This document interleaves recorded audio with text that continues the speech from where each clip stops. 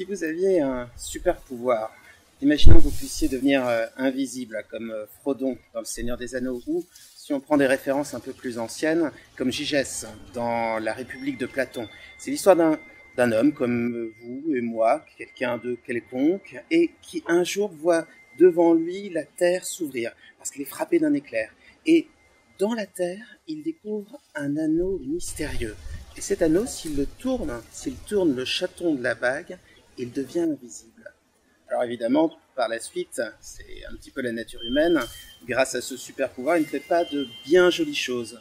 Mais vous, si vous aviez un super pouvoir, si vous pouviez devenir invisible, si vous pouviez même devenir immatériel, comme Kitty Pryde dans les X-Men, ou comme le héros du Passe-Muraille, le livre de Marcel Aimé, qui est un livre magnifique, c'est aussi l'histoire d'une personne comme vous ou moi qui d'un coup se découvre un pouvoir, celui de traverser les murs. Alors si vous pouviez être invisible et traverser les murs, que feriez-vous? De belles et grandes choses? Ou simplement vous amuseriez-vous, vous évaderiez-vous? En ce moment c'est important de s'évader. Alors que feriez-vous d'un super pouvoir? Eh bien dans un instant, vous allez pouvoir le découvrir. Je vous laisse faire ce voyage en réalité virtuelle et en hypnose si vous avez un casque de réalité virtuelle, bien sûr, et sinon en hypnose parce que c'est déjà le plus merveilleux des voyages mentaux.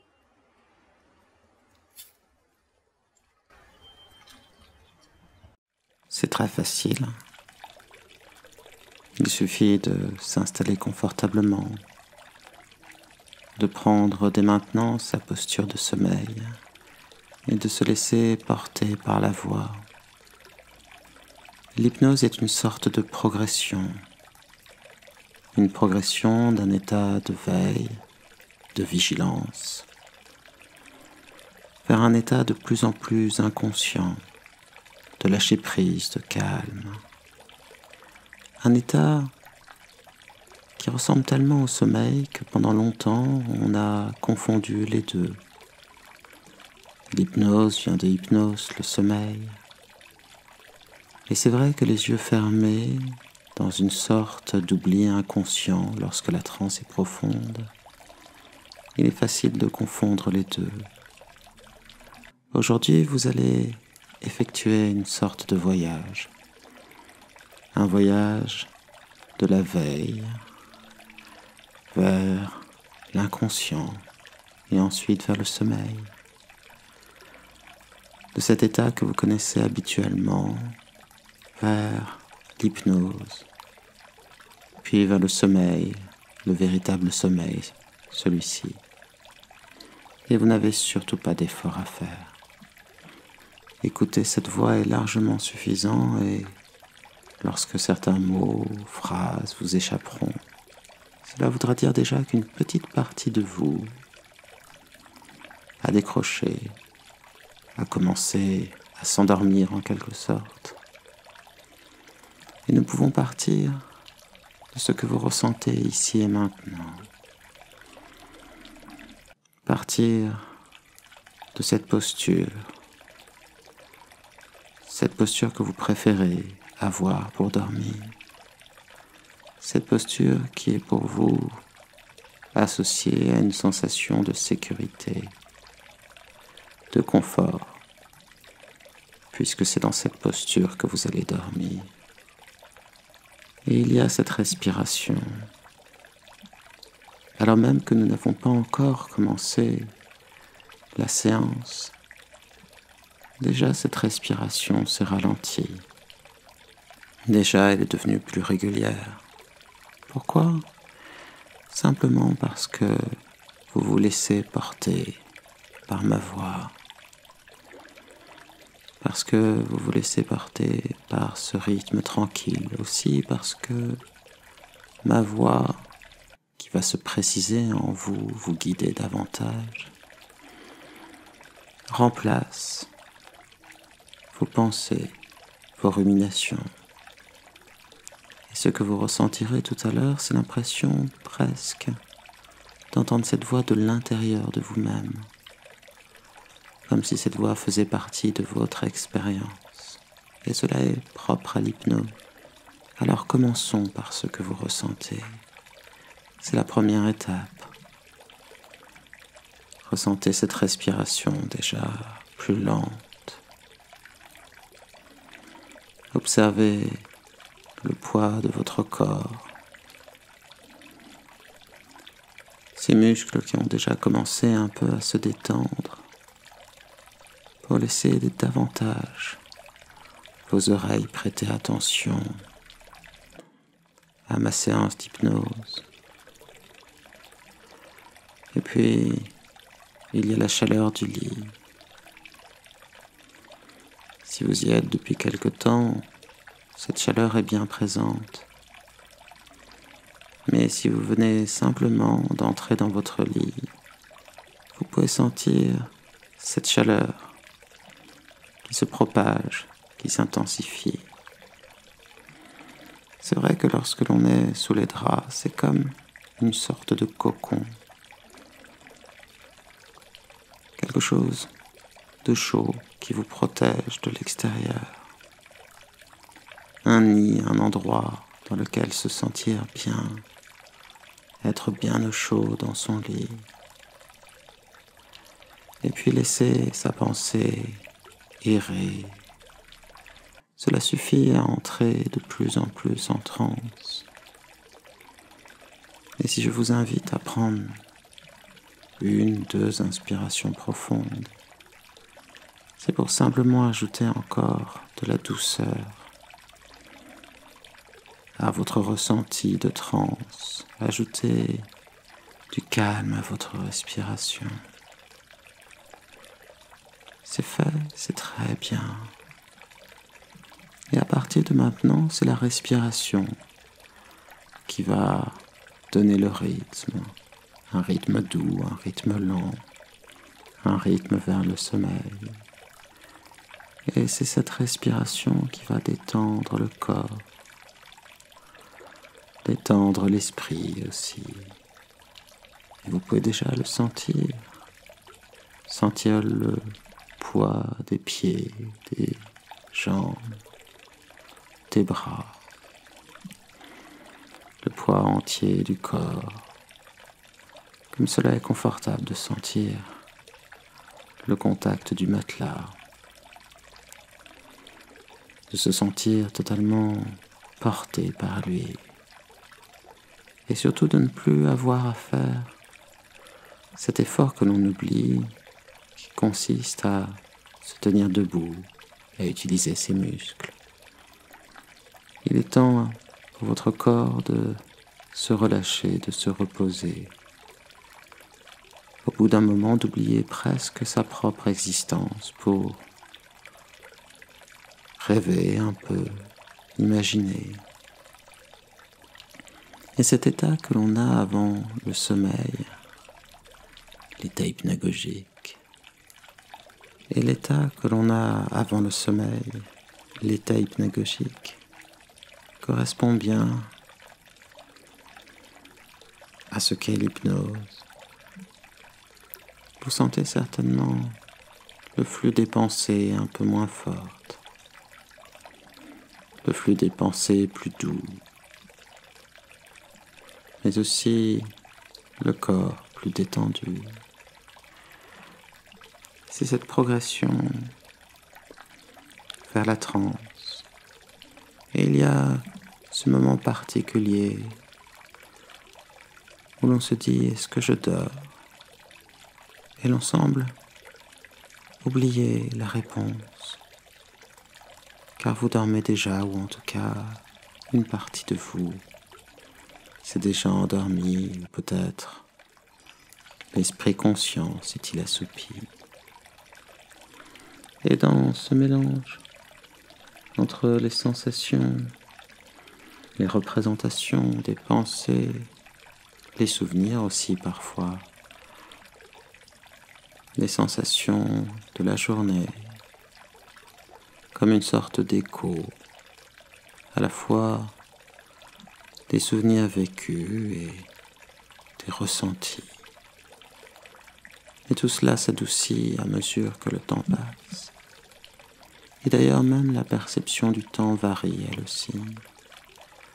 Alors que tout semble être chronométré, dans la vie de tous les jours, alors que vous entrez de plus en plus en transe, c'est une autre perception du temps. Un temps plus doux, un temps plus calme, un temps qui ne compte pas, un temps hors du temps. De la même manière que l'on peut rêvasser 30 secondes, 5 minutes, 10 minutes, et avoir l'impression d'y avoir passé le même temps. De même, à mesure que vous entrez de plus en plus en transe, le temps devient de plus en plus relatif. Et chaque mot porte en lui une énergie, un sens plus fort. Un peu comme si ma parole empruntait les chemins, les sentiers de vos pensées. Et dans ce discours intérieur, dans ce dialogue du temps en soi, pour soi, dans cette manière de reconstituer son évolution dans ce regard à l'intérieur du regard intérieur, dans cette sorte de réflexion, de la réflexion, comme un miroir qui ne ferait que s'observer lui-même, dans le sens où il évolue à chaque seconde, dans la réflexion des réflexions. Et c'est comme lorsqu'on s'observe entre deux miroirs, lorsque l'on voit son reflet bouger, lorsque l'on voit son image reproduite à l'infini,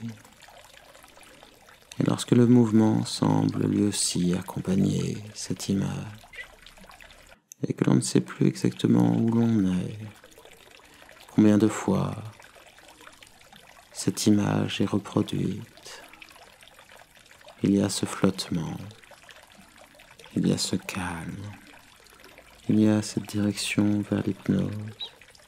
Le corps, lui, connaît le chemin, puisque il continue à se détendre. La respiration toujours plus lente, toujours plus calme, et aussi plus tranquille, régulière, quelque chose de rassurant. Les muscles qui se détendent, la chaleur du lit davantage perçue, et cette agréable sensation de sécurité et de lâcher prise. Vous entrez encore plus en transe. Et si vous n'avez pas déjà fermé les yeux, il est temps de le faire pour vous laisser porter par l'hypnose. Et il est à la fois agréable de prendre son temps pour entrer davantage en transe, comme il est agréable de prendre des raccourcis parfois, car l'habitude permet d'entrer toujours davantage en transe. Et finalement, moins on se pose de questions, moins l'on réfléchit, moins l'on fait d'efforts, et plus on est en transe, dans la douceur du calme des pensées intérieures, dans cette réflexion sous-jacente, celle où la causalité elle-même, dans cette manière de s'apprendre soi-même, peut-être le seul apprentissage qui compte, ou en tout cas celui qui naît tant de nos expériences passées que de nos projections futures. Ce ressenti intime d'une évolution et d'un sens, presque initiatique, la constitution couche après couche, d'une réalité plus douce, d'un regard plus posé, en un mot de ce que la sagesse apporte à la connaissance, de ce que le travail apporte aux passions, aux ressentis, aux émotions. Et dans cette magie qui fait que le son, les sensations, les images, tout cela se combine en une seule chose, unique, précieuse, l'expérience qui expérimente, qui avance, la pensée pensante, la pensée qui se pense, la pensée en elle-même reconnaissante en cela qu'elle se sait ce qu'elle n'est déjà plus et ce qu'elle saura. Et alors que déjà et le corps et l'esprit sont en transe, me revient un souvenir, le souvenir d'une lecture. Il s'agit du Passe-Muraille de Marcel Aimé. Et ce qui est formidable dans une lecture, c'est tout ce qu'on oublie. Et en oubliant, c'est tout ce que l'on garde en soi. Des images, des sensations, des manières de penser, des expériences lointaines que nous n'aurions jamais connues si nous n'avions emprunté les chemins de la pensée d'un auteur. Et dans ce livre, le héros découvre qu'il peut traverser les murs, devenir incorporel, qu'il peut traverser les murs, les plafonds, les sols, un peu comme l'on traverse un rideau d'eau. Et si cela, dans le livre, mène à tant d'aventures, j'aimerais que votre inconscient vous le fasse expérimenter d'une manière plus douce, comme un voyage vers le calme et vers le sommeil. Votre esprit inconscient va vous faire imaginer, va vous faire vivre le fait de pouvoir traverser les murs.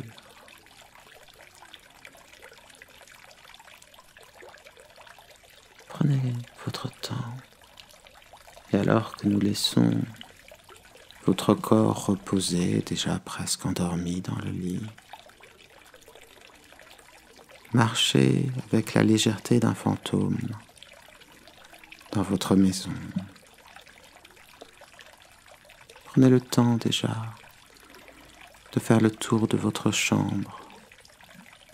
Prenez le temps de vous observer à moitié, aux trois quarts endormi. Observez la douceur qu'il y a à voir quelqu'un qui s'endort. Ce calme, cette tranquillité. C'est vrai que lorsque l'on regarde quelqu'un qui est en transe ou en train de dormir, on a l'impression, les yeux fermés, qu'il voyage, qu'il est déjà ailleurs. Il y a un mystère dans le sommeil que ceux qui restent éveillés peuvent contempler chez les autres. Alors prenez le temps de faire le tour de votre chambre et de vous diriger vers une fenêtre, simplement pour observer l'extérieur. Que voyez-vous? Est-ce la nature? Est-ce une ville? Est-ce une rue, une cour peut-être? Est-ce un mur, pourquoi pas? Avez-vous la chance de pouvoir voir les étoiles? Et comme c'est le temps du rêve, si habituellement vous ne pouvez pas voir les étoiles, dans le rêve de cette nuit, vous le pourrez. Vous qui traversez les murs comme un fantôme, qui traversez toute chose avec légèreté, plus de légèreté qu'une plume. Vous qui volez plus que vous ne marchez, puisque vous marchez dans le temps du rêve. Tendez votre tête à travers la fenêtre et regardez le ciel. Comme il est profond, le ciel de la nuit. Comme ce bleu, ce noir infini invite l'esprit à se perdre dans la contemplation. Et comme il est doux de voir le côté étincelant des étoiles, leur lumière douce qui semble illuminer la nuit. Et peut-être pourrez-vous voir la lune, sa lumière douce, mystérieuse, et sa forme que tant de personnes ont comparée à un berceau. Un berceau qui vous invite à dormir.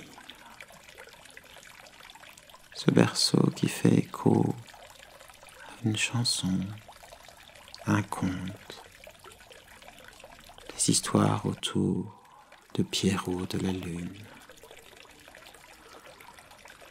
Cet être imaginaire que l'on dit habiter là-haut, dans la Lune.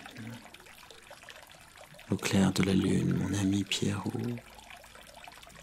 prête-moi ta plume pour écrire un mot. La chandelle est morte, je n'ai plus de feu. Ouvre-moi la porte, pour l'amour de Dieu. Les mots sont des vases, ils contiennent le sens des choses. Ils contiennent le suc de nos expériences. Et ce que le mot lune évoque en vous, c'est l'expérience de cent de milliers de lunes précédentes. Et l'évocation de l'enfance, c'est l'évocation de ces nuits tranquilles, cette fatigue qui vous emporte, d'une manière plus facile de rêver d'une vie plus légère. Il y a toujours ces moments-là, quelle que soit la difficulté de nos vies, des éclairs de tranquillité, des souvenirs enfouis de douceur. Alors profitez-en maintenant que votre corps ne pèse plus pour marcher, presque voler, à l'intérieur de votre maison, de votre appartement, pour vous laisser porter par le calme. Observez ces lieux que vous connaissez bien. Observez à quel point la nuit, la lumière des étoiles, de la lune, parfois des réverbères, donne à toute chose une teinte mystérieuse et plus calme.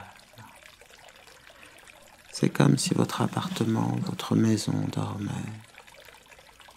Alors, ne la réveillez pas.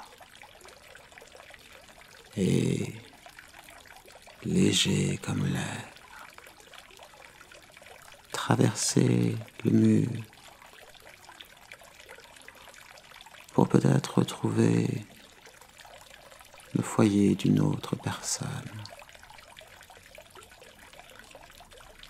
Comme il est amusant de traverser un autre appartement, une autre maison, et dans le silence de la nuit, cette drôle d'impression d'être dans une maison de poupée. Comme l'esprit humain est curieux et cherche à voir chez les autres leur foyer, il y a aussi quelque chose de rassurant à voir un autre foyer, un autre lieu, un endroit où des hommes vivent. Cette impression de foyer qui nous rappelle ce qu'est le foyer au départ, un feu auprès duquel nos ancêtres se réchauffaient, échangeaient, s'endormaient. Et il reste dans le foyer quelque chose de primordial, un besoin de sécurité et une sécurité apportée. Alors contempler le foyer d'une autre personne, c'est contempler sa sécurité, goûter à l'ambiance de sa vie. Et pareillement, dans le secret calme d'une nuit tranquille, toutes les maisons, tous les appartements ont quelque chose de semblable. Ils deviennent l'écrin du sommeil de vos nuits. Alors, poussé par ma voix, allez plus loin, franchissez les murs et laissez-vous porter par les vents pour visiter le sommeil de la ville ou le sommeil de la campagne. Où que vous soyez, il y a dans la nuit ce même silence, cette sensation de repos, ce mystère. Et je vous invite simplement à marcher, à voler, à glisser le long de ces chemins, le long de ces rues que vous connaissez, mais qui dans la teinte douce de la nuit sont autant de chemins de calme et de rêverie.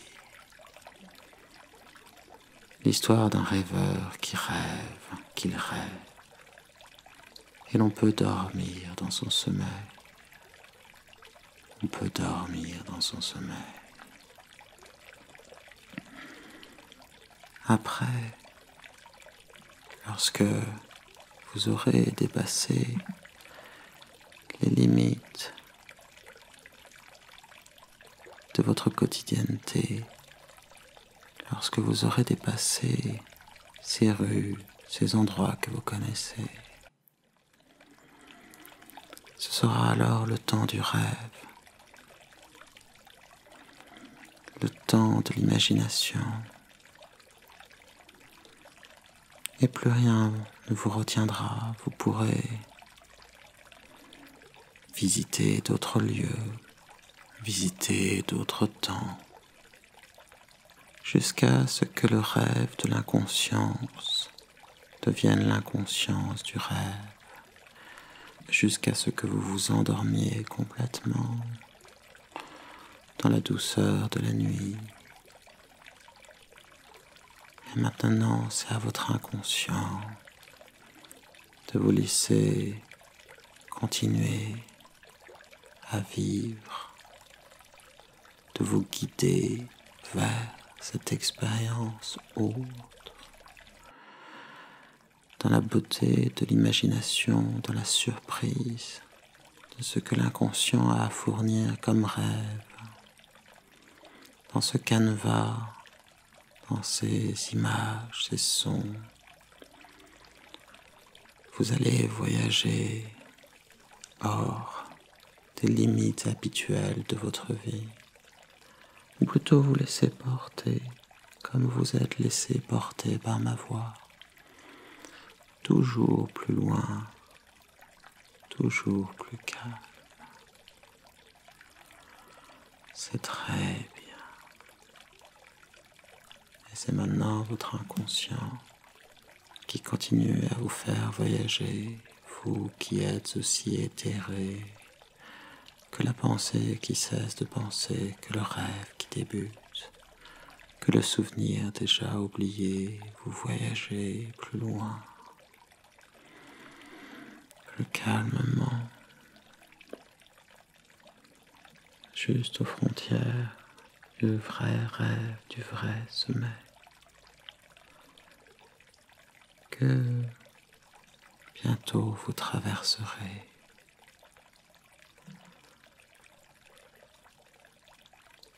Que vous fera ressentir votre inconscient ce soir. Il est temps de laisser ma voix disparaître pour que votre inconscient et les rêves qu'il comporte prennent toute leur place, toute leur richesse, toute leur beauté, tout leur mystère aussi. Dormir, rêver, voyager comme une ombre, comme la voix, comme le vent, sans contrainte, sans chaîne, libre. Vous dormez et voyagez, et dormez, et voyagez dans le rêve, douceur du temps, le calme, le lâcher prise, le sommeil.